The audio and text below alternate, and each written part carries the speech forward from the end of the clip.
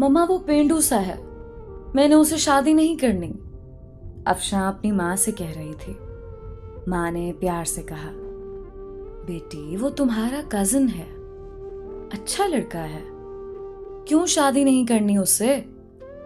मम्मा वो पेंडू सा है, ना उसे कपड़े पहनने की तमीज है, ना उसे बात करने की तमीज है। मैं उसके साथ शादी नहीं करूंगी। अफशां, शादी तो करनी पड़ेगी, तुम राजी हो या ना हो। अफशां ने अपने कजन सारिम को कॉल की।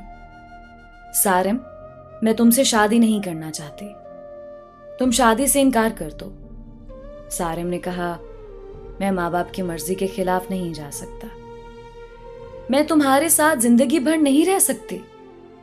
ठीक है, तुम खुद इनकार कर दो फिर, मैं तो कुछ नहीं कहने वाला। अफशां ने जब देखा उसकी शादी सारिम से कर रहे हैं, उसने खुदकशी करने के लिए घर में पड़ी काफी सारी दवाइयां खा ली, अस्पताल ले गए, डॉक्टर्स ने मैदा वॉश किया, जान बच गई। अफशां ने अपनी मां के सामने हाथ जोड़े, मम्मा मुझ पे रहम करो, मैं उस जाहिल इंसान के साथ नहीं रह सकती, वो भी गांव में। मां ने कहा, बेटी सोच लो, हम सब जानते हैं सारिम बहुत अच्छा लड़का है, क्या हुआ जो वो इतना पढ़ा लिखा नहीं है, वो गांव में रहता है तो, लेकिन वो लड़का अच्छा है। अफशां के ना चाहते हुए भी उसकी शादी सारिम से करवा दी गई। अफशां ने बस समझ लिया कि अब जिंदगी बर्बाद हो गई, सारे ख्वाब खत्म हो गए, सब खुशियां जला दी गई हैं, सब कुछ एक जाहिल इंसान के हवाले हो गया। पहली रात थी। अफशां ने सारिम को कहा, सारिम तुम मुझसे शादी करना चाहते थे, शादी हो गई है, लेकिन मुझसे दूर रहो। सारिम मुस्कुराते हुए कहने लगा, ठीक है अफशां, आप इतना गुस्सा क्यों कर रही हैं? अफशां गुस्से से बोली, तुमने मेरी जिंदगी तबाह कर दी है सारिम। सारिम ने एक डिबिया खोली, उसमें चमकती हुई अंगूठी थी। उसने वो डिबिया अफशां के सामने रखी और कहने लगा, अफशां ये गिफ्ट आपके लिए। अफशां ने अंगूठी उठाकर साइड पे रख दी और करवट बदलकर लेट गई, रोने लगी। सारिम नवाफिल अदा करने लगा, फिर अफशां के पास लेट गया। यूं जिंदगी का सफर शुरू हुआ। अफशां का दम घुटने लगा सारिम के साथ। सारिम देखने में खूबसूरत था, बस ज्यादा पढ़ा लिखा नहीं था, डिसेंट सा भी नहीं था। अफशां मॉडर्न सी लड़की थी। सारिम सुबह उठते ही अफशां का माथा चूमता, फिर खुद नाश्ता बनाता। अफशां को गुस्सा आता, ये बंदा मुझे इंप्रेस करने के चक्करों में है। अफशां जब सारिम के हाथ का बना खाना खाती, बहुत हैरान होती, इतना मजे का खाना। सारिम रात को थका हारा आता, अफशां बस खामोश सी अपनी दुनिया में गुम सी रहती। उसको कोई परवाह नहीं थी सारिम की। सारिम भी अफशां को कुछ ना कहता था। घर आकर खाना बनाता, अफशां को खाना देता। अफशां पत्थर दिल थी शायद, ना घर की सफाई करती, ना वो सारिम के कपड़े धोती। सारिम अपने काम खुद करता। साल गुजर गया। सारिम अफशां की हर बेरुखी चूम कर बर्दाश्त करता।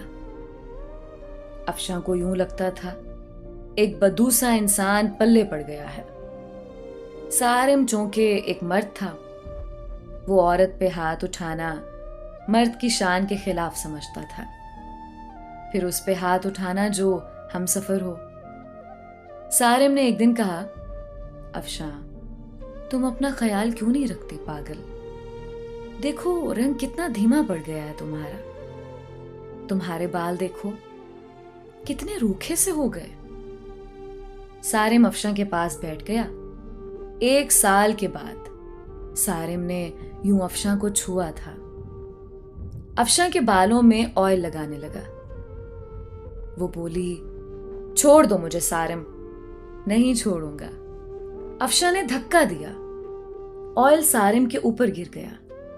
अफशा जाने लगी उठकर। सारिम ने बाजू पकड़ा, पास बिठा लिया। मुस्कुराते हुए कहने लगा, अफशा, मैं यूं ऐसे आपको नहीं देख सकता।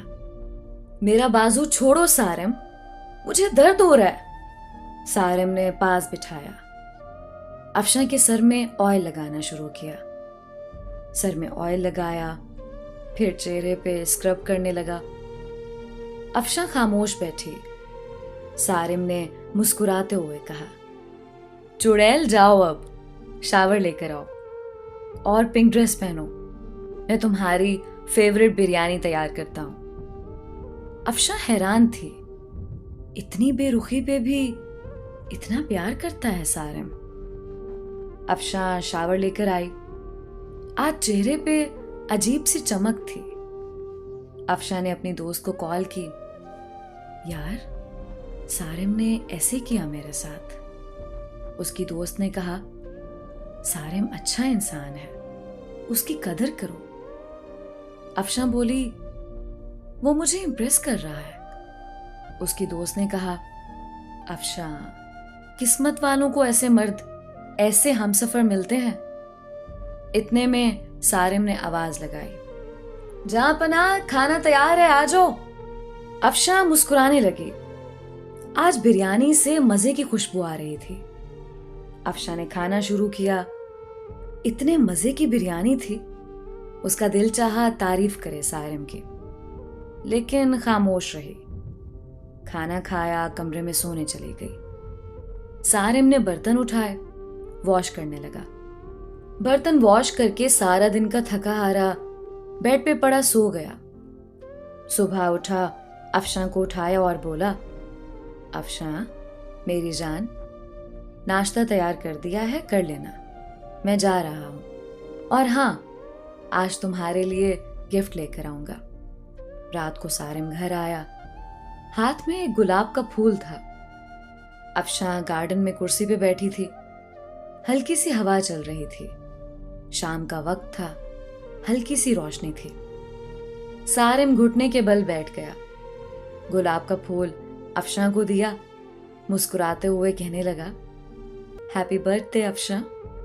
अफशा चौंक कर बोली, तुमको कैसे याद है मेरा आज बर्थडे है? हमसफर हूं आपका अफशा। पेपर्स निकाले एक लिफाफे से। अफशा का हाथ पकड़कर कहने लगा, जानती हो ये पेपर्स किस चीज के हैं? अफशा का दिल धड़कने लगा। क्या है ये सारिम? ये हम दोनों की खुशी है अफशा। बताओ सारिम, ये क्या है? वो प्यार भरे लहजे में बोला, ये हमारे नए घर के पेपर्स हैं। मैंने नया घर लिया है और तुम्हारे नाम किया है। अफशा को यकीन नहीं हो रहा था। अफशा ने देखा, नया घर, वो भी मेरे नाम। अफशा कुर्सी पे बैठ गई। आंखों में आंसू आ गए। सारिम, इतनी मोहब्बत। सारिम की आंख से पहली बार आंसू छलका था। सारिम ने कांपती हुई आवाज में कहा, अफशा, एक चीज मांगू? अफशा ने हाँ में सर हिला दिया। अफशा, हमेशा खुश रहना। जानती हो, तुम परी सी हो, मासूम सी, बहुत प्यारी हो तुम।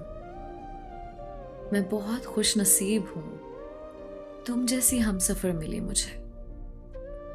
अफशा, हमारी शादी को 2 साल गुजर गए, लेकिन हमने कभी एक दूसरे को सीने से नहीं लगाया। मुझे आज सीने से लगा लो ना। अफशा ने ना चाहते हुए आज सारिम को सीने से लगा लिया। सारिम जोर से सीने से लगा। रोते हुए कहने लगा, ये बाहें क्या पता फिर नसीब हो ना हो। इतना कहकर सारिम कमरे में चला गया। अफशां को समझ नहीं आ रहा था कि क्या करे। वो सारिम को क्या समझती रही। सारिम कितना अच्छा इंसान है, कितना बुरा सलूक किया मैंने सारिम के साथ। अफशां का दिल चाह रहा था कि सारिम की बाहों में समा जाए। सारिम की बेपनाह मोहब्बत 2 साल में सारिम को इग्नोर करती रही। सारिम फिर भी मुझे चाहता रहा। रात भर अफशां ख्वाब देखती रही। कल सारिम के लिए नाश्ता खुद बनाऊंगी। सारिम को अब दुनिया की हर खुशी दूंगी। सारिम को अब कभी उदास ना होने दूंगी। रात बीत गई। अफशां उठी, नाश्ता तैयार किया। बहुत खुश थी। शावर लिया, सारिम के उठने का इंतजार करने लगी। काफी टाइम गुजर गया, सारिम ना उठा। अफशां कमरे में गई, मोहब्बत से आवाज देने लगी, सारिम उठ जाए, मैंने आज आपके लिए नाश्ता तैयार किया है। सारिम करवट लिए सो रहा था। अफशां ने मोहब्बत से सारिम को छुआ। देखा सारिम का जिस्म ठंडा पड़ चुका है। अफशां ने आगे बढ़कर देखा, सारिम के बिस्तर पे खून पड़ा था, मुंह पे खून लगा हुआ था। अफशां चीखने लगी, जोर जोर से आवाजें देने लगी, सारिम उठ जाओ, ये क्या हुआ है आपको सारिम, उठो ना। मोहल्ले वाले इकट्ठे हो गए, अस्पताल ले गए। डॉक्टर ने चेक किया और बोला, मैंने कहा था इसे अपना ख्याल रखो, अपना इलाज करवाओ, किसी को साथ लेकर आओ। लेकिन शायद ये जीना नहीं चाहता था। अफशां ने रोते हुए कहा, क्या था सारिम को। डॉक्टर ने एक आह भरी और कहने लगा, सारिम को पिछले 1.5 साल से ब्लड कैंसर था। शायद उसका ख्याल रखने वाला कोई नहीं था। मुझे अक्सर कहता था, डॉक्टर साहब, मैं किसके लिए जीऊं, कोई है ही नहीं जो मुझे अपना कह सके। मेरे घर में मेरा इंतजार करने वाला कोई नहीं है।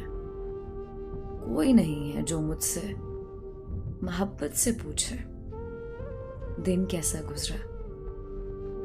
कोई नहीं है जो मुझे कहे, आप थक गए हैं, चलो सर दबा दो। रात को कमरे में अकेला दर्द से तड़पता हूं, लेकिन कोई नहीं है जो मेरा दर्द समझे। अफशां जमीन पे गिर गई। सारिम, ये क्या कर दिया तुमने। सारिम, मुझे माफ कर दो। सारिम, मैं पागल हो गई थी। सारिम, ना जाओ मुझे छोड़कर। सारिम, मैं मर जाऊंगी तुम्हारे बिना।